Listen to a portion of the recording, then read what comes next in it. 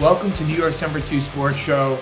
We have a lot of Giants news to discuss. So today was the first day of NFL free agency, the tampering period where pretty much, all of the signings are, leaked, if you will. They don't become official until Wednesday, but this is, for all intents and purposes, the first day of the free agency window opening up.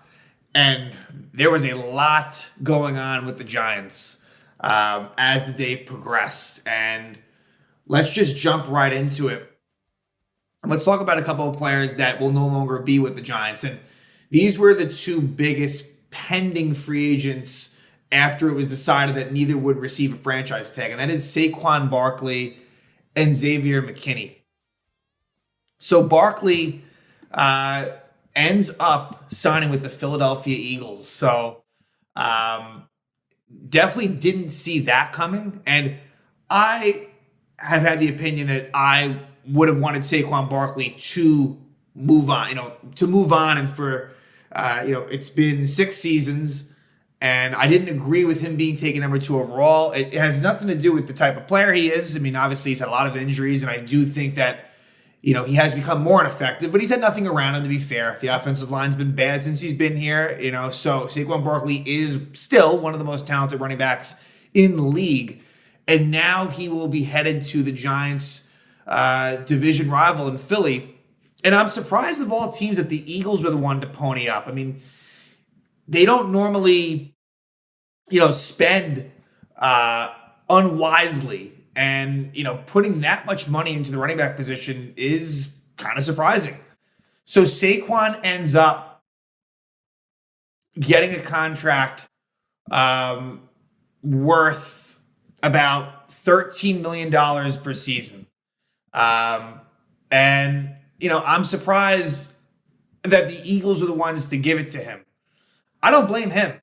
I don't blame Barkley at all. I think it makes sense from his perspective. Hey, he's trying to get the most money he can. And the Eagles gave it to him. So things kind of worked out for Saquon when all was said and done. There was a chance that he was going to lose a good amount of money. That didn't really happen. And I know there's a lot of guaranteed money going Saquon's way. I'm trying to find the official figure there. But, for Saquon, really, he, I think Giant fans will remember him fondly. It wasn't his fault that, the struggles that, the Giants went through in his tenure here. But I think it was time for them to part ways. So, it's a 3-year contract worth $37.75 million. And, he's headed to Philly. I can't say I'm overly upset about it. Would I prefer to not be the Eagles? Yeah. Would it have been better if it went to the Texans? So, the Giants don't really have to deal with it head on? Sure. That probably would have been ideal, but it didn't work that way. Xavier McKinney, he signs with the Green Bay Packers on a 4-year contract. So I would have liked to have brought McKinney back. Whereas with Saquon, I was totally fine with him leaving. McKinney's different. I would have liked to have had him back. So that's a 4-year, $68 million deal. So worked out well for him as well. McKinney, $17 million per season for him.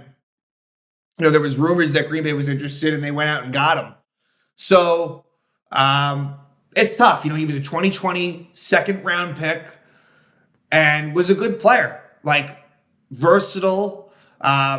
I didn't love McKinney off the field. I didn't love the whole ATV incident in 2022 and last year, with the comments, about Wink Martindale and everything. So with McKinney, leadership wise, I'm not really sure if that would have been something good, but on the field, this is a good young safety. I think he's still 24.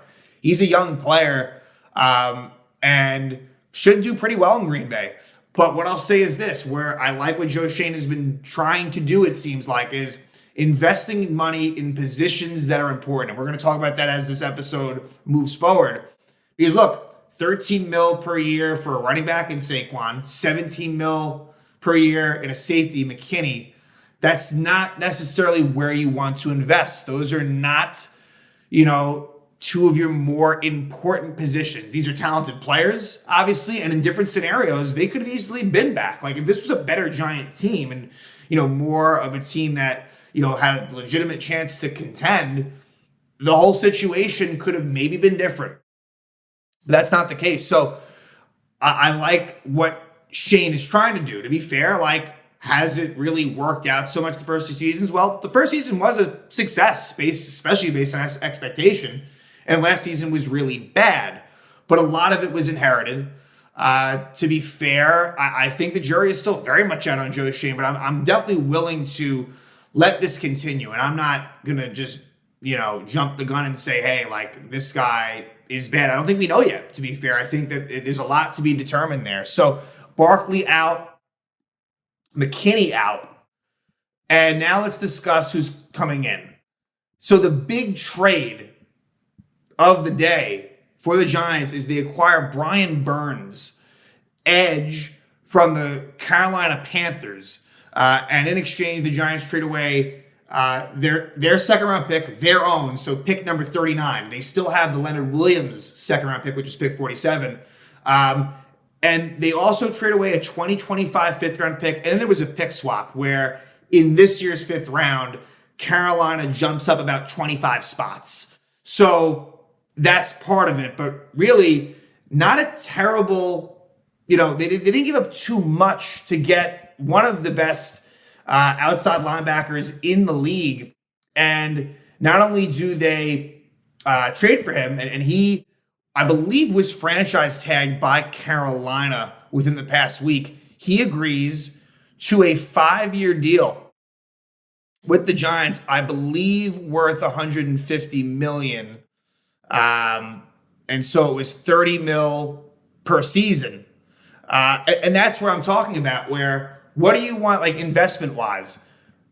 The 17 million, if I said you have $30 million to spend, would it be $30 million on Brian Burns or 13 on Barkley and 17 on McKinney? For me, it's $30 million on Burns.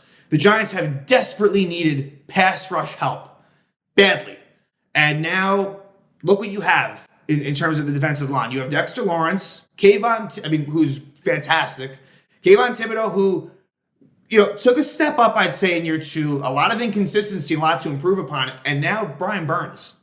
So that, and now Azeez Ojulari his role isn't as large, which is good. Ojulari now is kind of the third man, if you will, in the edge room.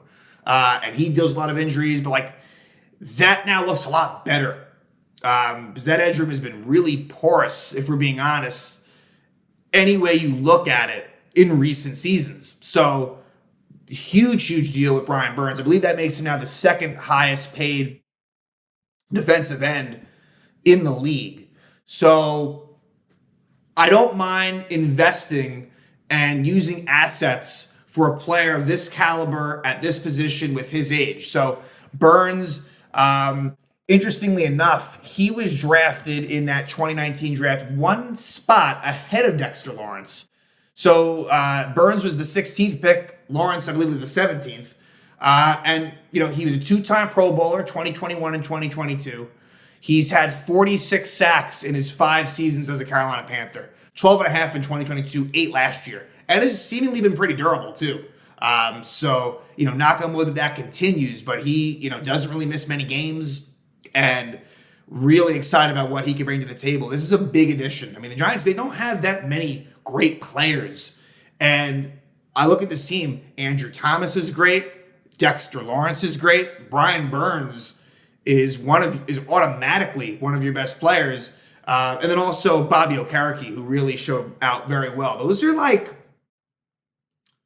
4 of your best players in terms of because we'll see what the recent draftees, what they'll become. So I'm not putting Kayvon Thibodeau really into that category because, he's only played 2 years. But in terms of veteran types, yeah. So, Burns, that is a huge trade.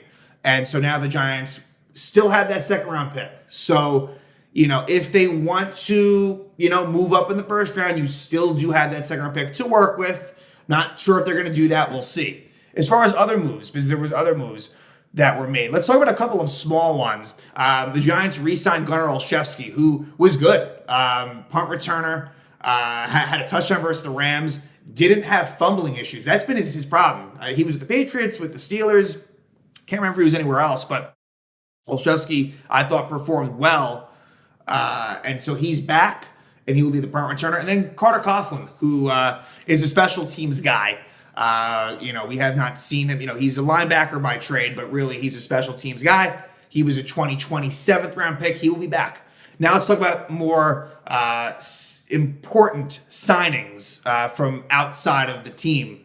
Jon Runyan Jr. So that's the weird thing, right? Is Saquon Barkley ends up with the Eagles, and then Jon Runyan, who, if you remember, so many battles with Michael Strahan, and Runyan was an Eagle for a long time. His son, who was with the Packers, signs with the Giants. So weird how that works. And he can play either guard position, left guard or right guard. And, this was a 3-year, $30 million deal. So not a crazy price. He's like a middle tier. He's a middle tier guard, maybe slightly above average. So but the good thing is they didn't spend crazy to get him. They really need this. I think he was more of a right guard with Green Bay than left, but I think he can play both. He was I believe a 2020 draft pick with the Packers. 6th round pick in 2020, and has more and more out of Michigan.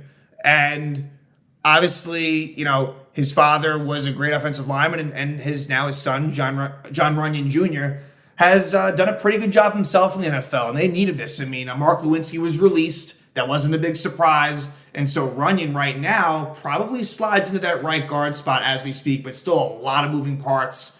And so it's very tough to tell where these players will be on the line. So Jon Runyan in from the Packers.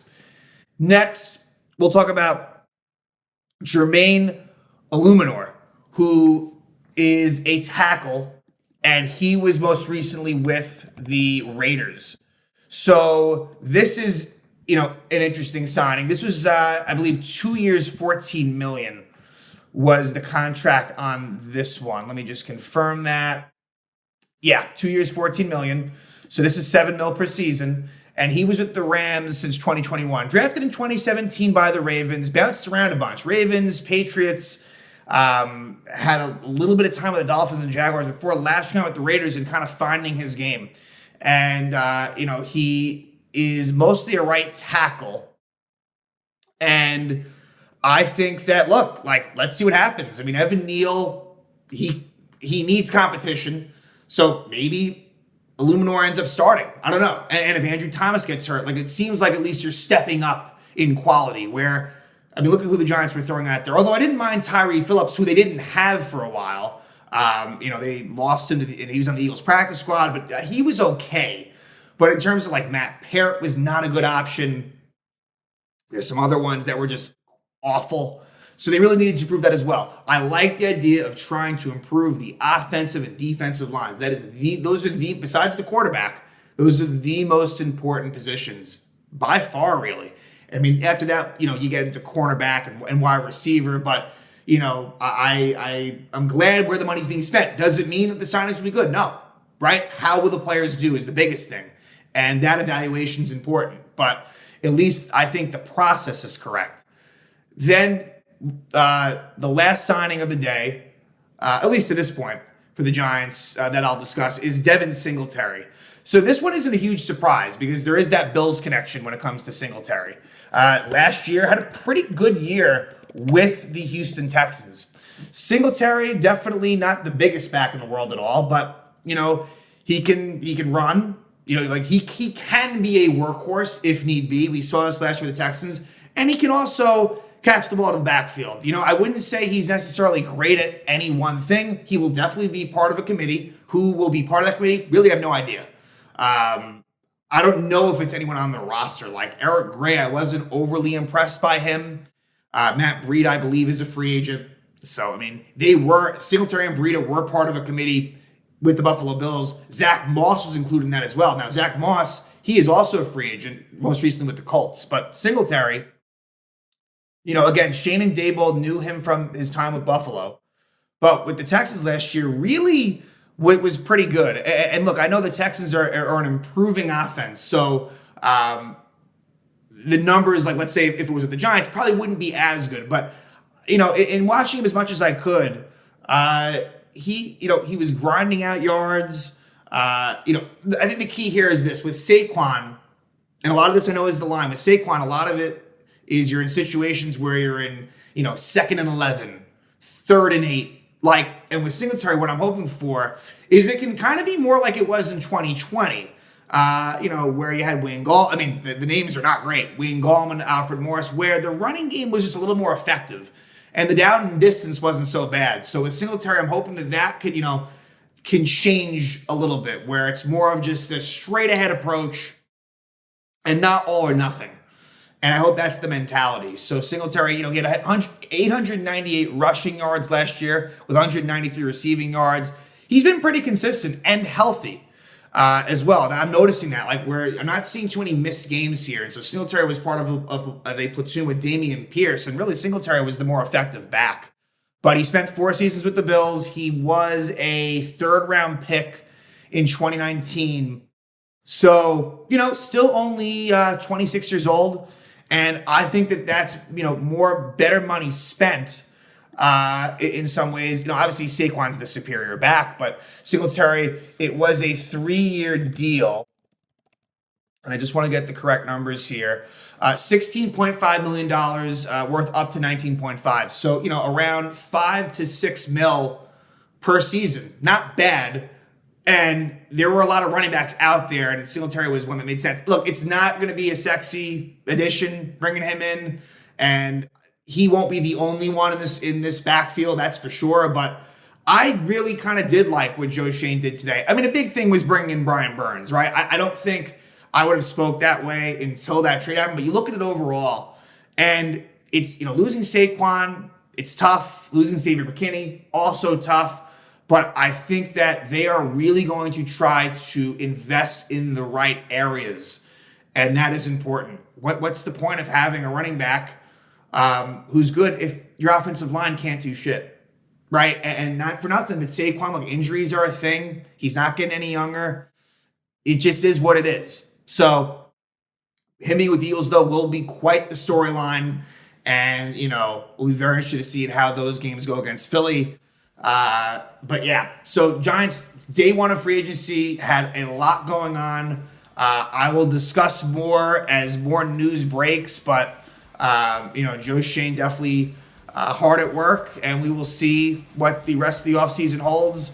The quarterback position, that's really the biggest question is, will that be addressed in the draft? Will they do something in free agency?